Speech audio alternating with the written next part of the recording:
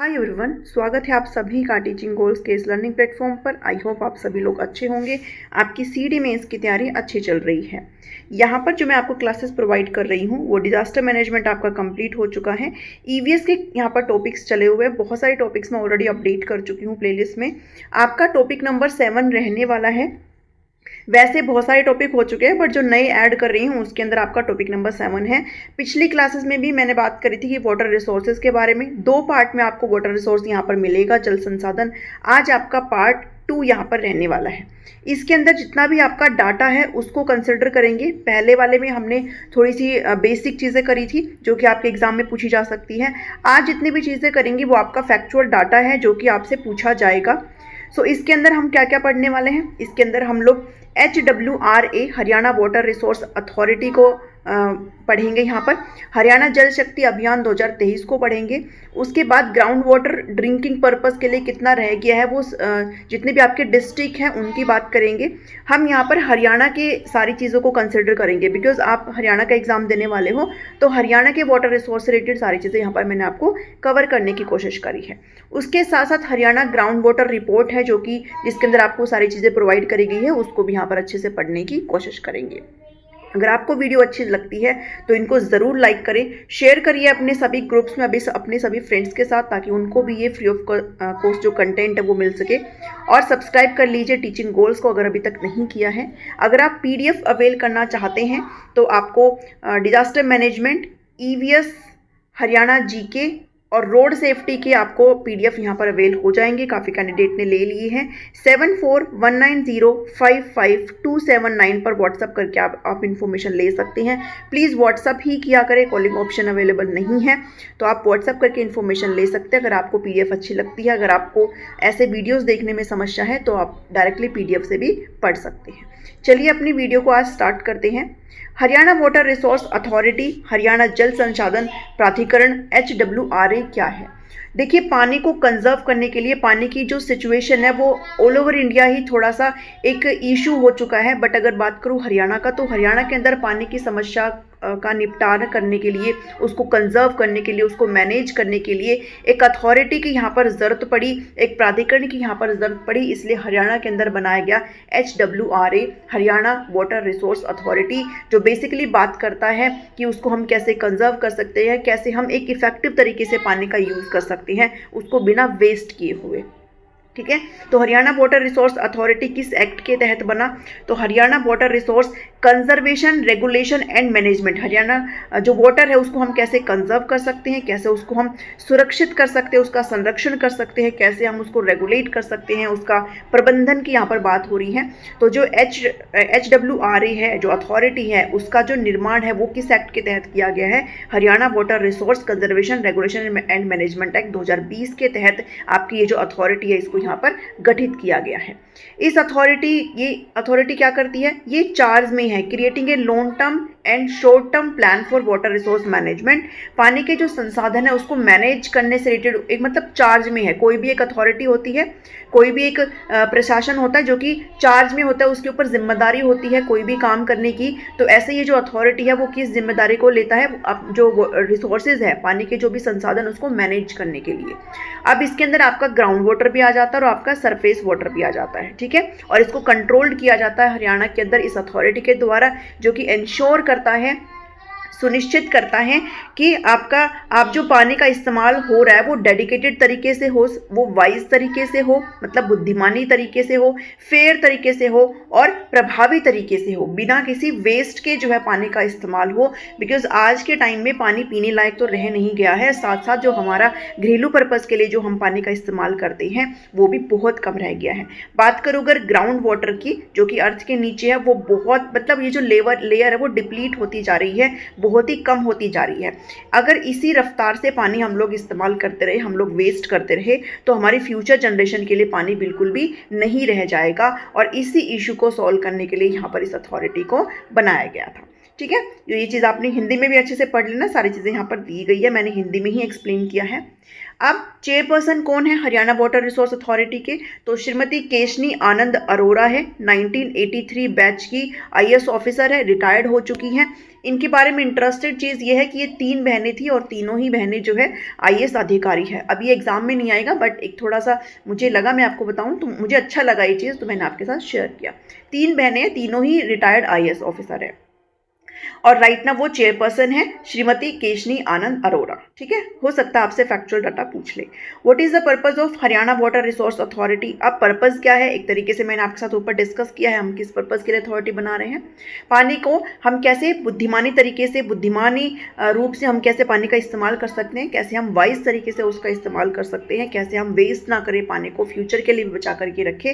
इसके लिए इस अथॉरिटी को लाया गया है ताकि कोई भी इलीगल काम ऐसा कुछ ना हो, कुछ भी ऐसा ना हो कि पानी जिस रफ्तार से कम हो रहा है उसी रफ्तार से और भी ज़्यादा होता चला जाए। तो पर्पस क्या है? Water resource have resulted in an unsettling scenario due to the uncontrolled. हम लोग पानी का इस्तेमाल कैसे कर रहे हैं? हम अनियंत्रित तरीके से कर रहे हैं, हम लोग कंट्रोल में नहीं है पानी का इस्तेमाल कर रहे हैं। और ये आप लोगों को भी अच्छे से पता, आप अपने सराउंडिंग में भी देख सकते हो, इवन आप अपने घरों में भी देखते होगे, टंकी फुल हो जाती है फिर भी पानी बहता रहता है, हम उसको बंद ही नहीं करते हैं। तो एक अनकंट्रोल तरीके से हम पानी का इस्तेमाल कर रहे हैं, रैपिड यूज़ कर रहे हैं, बहुत ही तेज़ी से हम इसका उपयोग कर रहे हैं। इसकी वजह से क्या हो गया है, एक अनसेटल्ड सिनेरियो यहाँ पर क्रिएट हो गया, एक ऐसा सिनेरियो, एक ऐसा परिदृश्य यहाँ पर क्रिएट हो गया जो कि कहीं ना कहीं सेटल्ड नहीं है, जो कि स्थिर नहीं है। ठीक है, दैट रिक्वायर्स इमीडिएट एक्शन, जिसकी वजह से ये हमें आन पड़ी, हमें ऐसा ज़रूरत महसूस हुई कि हमें तत्काल कोई भी एक ऐसा एक्शन लेना पड़ेगा ताकि हम प्रॉपर रेगुलेशन कर सके स्टेट के अंदर। जो भी हमारा जो हरियाणा स्टेट है, हरियाणा जो राज्य है, इसके अंदर पानी का एक प्रॉपर रेगुलेशन हो, इसके लिए इस अथॉरिटी को यहाँ पर इम्प्लीमेंट किया गया, इसको यहाँ पर लाया गया।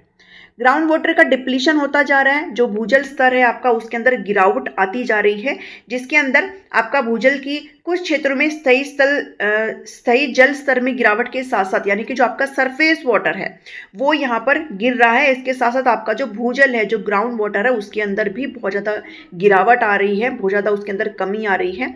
और इसकी वजह से बहुत से लोगों को सेफ ड्रिंकिंग वाटर जो है यहाँ पर मिल नहीं पा रहा है। ये भी एक रीज़न है इस अथॉरिटी को यहाँ पर क्रिएट करने का।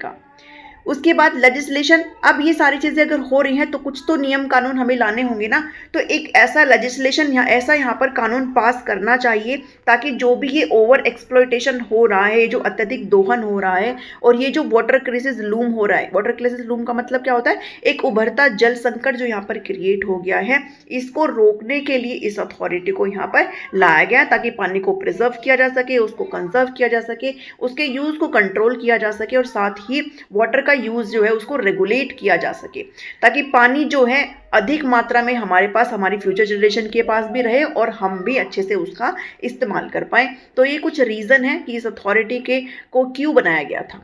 ठीक है, अब एक चीज़ और है कि when is the Haryana water resource authority permission. अब ना ये जो अथॉरिटी है ये परमिशन देती है, किस चीज़ का परमिशन देती है? आपने समरसीबल, ये बोरिंग का नाम सुना होगा ना, तो इस चीज़ की परमिशन देती है। ठीक है, अब ये डिपेंड करता है कि भाई आप किस पर्पज़ के लिए जो है वाटर बोरिंग कर रहे हैं। तो ये अथॉरिटी यहाँ पर एक तरीके से NOC प्रोवाइड करती है, नो ऑब्जेक्शन सर्टिफिकेट यहाँ पर प्रोवाइड करती है। तो कहाँ किस पर्पज़ के लिए अगर आप ड्रिलिंग कर रहे हैं, बोरिंग कर रहे हैं, तो आपको परमिशन की रिक्वायरमेंट है। अगर आप इंडस्ट्रियल यूज़ के लिए अगर आप ड्रिलिंग कर रहे हैं तो आपको परमिशन लेनी होगी, अगर आप माइनिंग यूज़ के लिए कर रहे हैं तो भी आपको परमिशन लेनी होगी, इंफ्रास्ट्रक्चर यूज़ के लिए कर रहे हैं तो भी आपको NOC का सर्टिफिकेट यहाँ पर लेना होगा। जहाँ पर आपको परमिशन के रिक्वायर्ड नहीं है वो आप सभी को पता होगा, एग्रीकल्चर के लिए अगर आप खेतों में कर रहे हैं तो आपको रिक्वायर्ड नहीं है, अगर आप घरेलू पर्पज़ के लिए बोरिंग कर रहे हैं तो भी आपको रिक्वायरमेंट यहाँ पर नहीं है। ठीक है, ये थोड़ी सी चीज़ें हैं जो आपको यहाँ पर ध्यान में रख लेनी है। उसके बाद हरियाणा जल शक्ति अभियान 2023 को पढ़ेंगे। अब ये किसके तहत? विशेष जल संरक्षण अभियान, यानी कि कंजर्वेशन के तहत ही पानी को हम कैसे कंजर्व कर सकते हैं, इस अभियान के तहत ही जल शक्ति ये जो योजना है इसको लाया गया। और यहाँ पर 1.5 लाख यहाँ पर गड्ढे एक तरीके से बनाए गए हैं ताकि पानी को इकट्ठा किया जा सके और उसका इस्तेमाल किया जा सके। गाँव में 4000 तालाबों का विस्तार किया गया है। अब ये जो तालाबों का ये जो पुनर्जीवीकरण है, ये भी आपने 2022 में बहुत सारे सरोवर योजना आपने पढ़ी होगी ना, जिसके अंदर आपके जितने भी तालाब है जो सूख गए थे या जिनके ऊपर पानी स्टोर नहीं हो पाता था, उन सबका जो है पुनर्जीवीकरण यहाँ पर किया गया, उनको रिनोवेट यहाँ पर किया गया है। तो ये काम किया गया है तालाबों वाला। 30 लाख पेड़ लगाए गए हैं, ठीक है। आने वाले समय में 19 जिलों के 21 ब्लॉकों में पानी की कमी से निपटने में यहाँ पर मदद मिलेगी। तो ये कुछ योजना है जो मैं यहाँ पर आपके लिए लेकर के आई हूँ, शायद आपसे क्वेश्चन पूछे जाए। हरियाणा जल शक्ति अभियान 2023 का उद्देश्य क्या है? अब उद्देश्य सबका सेम ही है, सब लोग पानी के लिए ही काम कर रहे हैं, पानी का जो लेवल गिरता जा रहा है उसके लिए ही काम कर रहे हैं। तो इसके तहत राज्य सरकार राज्य के सभी नागरिकों को पानी बचाने के महत्व के बारे में जागरूक करने का प्रयास करेगी, लोगों को अवेयर करने का जो है प्रयास करेगी। बहुत सारे लोग अभी भी अवेयर नहीं हैं, बहुत से लोग अवेयर होते हुए भी चीज़ों को नहीं करते हैं। तो इसमें डिफरेंस है, तो इसमें अवेयरनेस लानी पड़ेगी। अगर लोगों को जागरूक ही नहीं करेंगे तो लोग समझ नहीं पाएंगे कि बहुत जल्दी, मैंने आपके साथ पिछली क्लास में भी डाटा जो है आपके साथ डिस्कस किया था कि 2050 तक हम लोग बहुत ही एक सीरियस जो एक मुद्दा, एक सीरियस जो इशू है पानी का, वो झेलने वाले हैं। तो ये चीज़ यहाँ पर लोगों को अवेयर करने के लिए जो है इसका प्रयास करेगी। और इस अभियान के तहत सदस्यों को यहाँ भी सूचित किया जाएगा कि वर्षा जल संरक्षण के कारण गिरता जो भूजल स्तर है अपने मूल स्तर पर वापस लाया जा सकता है।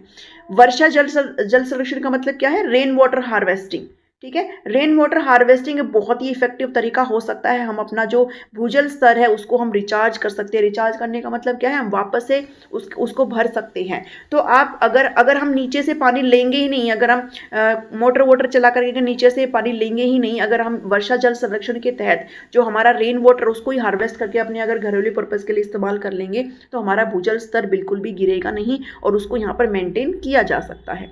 तो इस चीज़ के प्रति ही अवेयरनेस लाने के लिए इस अभियान को यहाँ पर लाया गया था। एक और चीज है कि जल संसाधन के प्रति हरियाणा सरकार द्वारा किया जा रहे अथक प्रयासों की कड़ी में सीएम ने जल संसाधन और जल संचयन के लिए अमृत जल क्रांति के तहत एक और योजना का जो है 9 जून को लॉन्च किया है। 9 जून 2023 को ही जल संसाधन कार्य योजना इसको लॉन्च किया गया है 9 जून को। इस योजना का उद्देश्य हरियाणा में जल संरक्षण पर विशेष ध्यान, यानी कि पानी को हम कैसे कंजर्व कर सकते हैं, उसके लिए ही आपका ये योजना भी आई है। तो ये कुछ योजनाएं हैं जो मैंने यहाँ पर आपके लिए लाई है, आप इसको ज़रूर पढ़ के जाएं।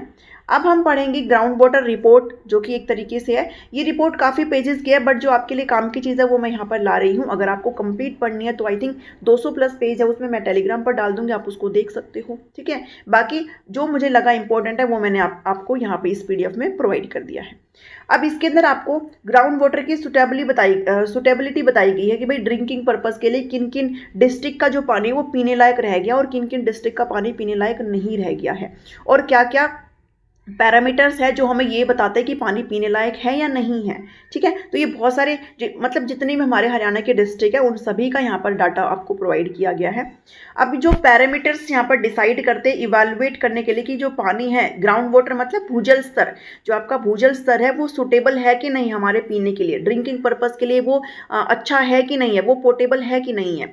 तो उसके अंदर सैलिनिटी देखी जाती है, मतलब उसके अंदर नमकीनपना देखा जाता है, साथ ही क्लोराइड, फ्लोराइड और नाइट्रेट की मात्रा देखी जाती है। अब ये इंग्लिश में और हिंदी में सेम ही लिखा जाता है, क्लोराइड को जो है क्लोराइड ही लिखा जाता है। तो ये कुछ पैरामीटर्स है जो एक एडिकेट अमाउंट में होते हैं पानी के अंदर, जो कि प्रेजेंट होते हैं, ठीक है, जो हमारे पानी पीने के लिए सूटेबल बनाते हैं।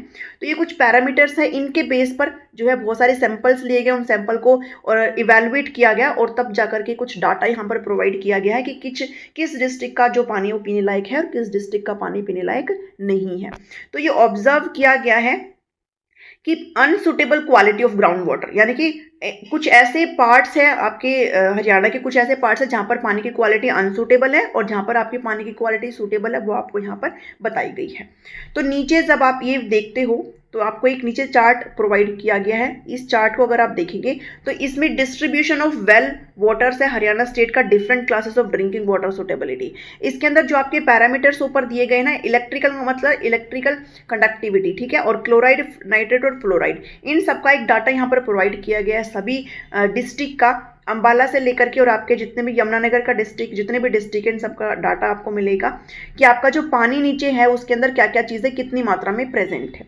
यहाँ से अगर आपको समझ में ना आए तो आपको नीचे आराम से इसमें समझ में आएगा।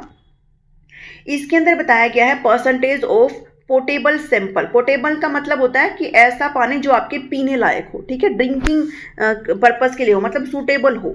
तो इसके अंदर आपका ये परसेंटेज है, मतलब 0%, 20%, 40%, 60%। तो अगर आप इसके अंदर देखें तो इसके अंदर अगर आप मान लीजिए अगर आप 80% पानी जिसका मतलब ये क्या है, साफ पानी, ठीक है। 80% से ज़्यादा पोर्टेबल सैंपल किन किन डिस्ट्रिक्ट का है, अगर आपसे पूछ ले तो 80% से ज़्यादा किन किन डिस्ट्रिक्ट का है, तो आपका करनाल का है, कुरुक्षेत्र का है और पंचकुला का है, उसके बाद आपका यमुनानगर। तो ये जो 4 डिस्ट्रिक्ट है ये आपके 80% से ज़्यादा आपका पीने लायक पानी है यहाँ पर। इसके अलावा नीचे भी है ये सारे, जैसे आपका भिवानी है केवल 20 से 40% के बीच में ही है, तो यहाँ पर पीने लायक पानी बहुत कम है।